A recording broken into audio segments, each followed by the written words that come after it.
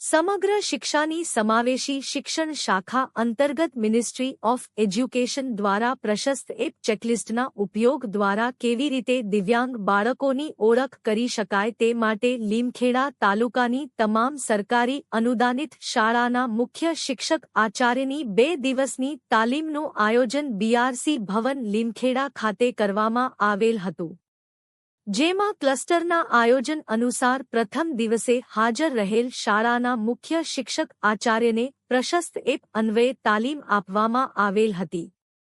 BRC coordinator Limkheda દ્વારા તમામ તાલીમાર્થીઓને આવકાર આપીને પ્રશસ્ત એપની કામગીરીથી વાકેફ કરવામાં આવેલ હતા। તાલુકાના તમામ વિશિષ્ટ શિક્ષક અને સ્પેશિયલ એજ્યુકેટર દ્વારા દિવ્યાંગ બાળકોની ઓળખ, દિવ્યાંગ ધારો, દિવ્યાંગ બાળકોને મળતા લાભો, દિવ્યાંગ બાળકોની કેટેગરી વાઇઝ વિશે સંપૂર્ણ સમજ આપવા આવી હતી।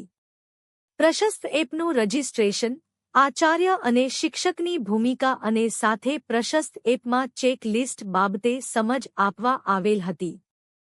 MIS કોર્ડિનેટર લીમખેડા દ્વારા પ્રશસ્ત એપની રજિસ્ટ્રેશન અને ટેકનિકલ બાબતોની સમજ આપવામાં આવી હતી। સાથે તમામ વિશિષ્ટ શિક્ષક અને સ્પેશિયલ એજ્યુકેટર દ્વારા તાલીમાર્થીઓને મૂંઝવતા પ્રશ્નોનું નિરાકરણ કરવામાં આવ્યું।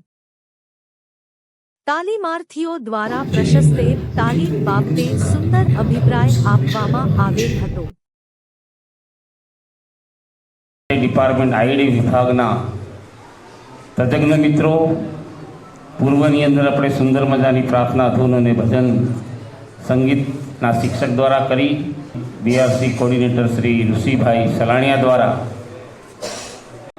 MIS શ્રી આપણા રિપલભાઈ સાહેબ દ્વારા પ્રશસ્તિ જે એપ છે એપને કેવી રીતના લોગિન કરવી, રજિસ્ટ્રેશન કેવી રીતના કરવું, એની વિશિષ્ટ સમજણ અહીંયા એક લાઈવ ડેમોન્સ્ટ્રેશન દ્વારા આપણને આપવામાં આવી।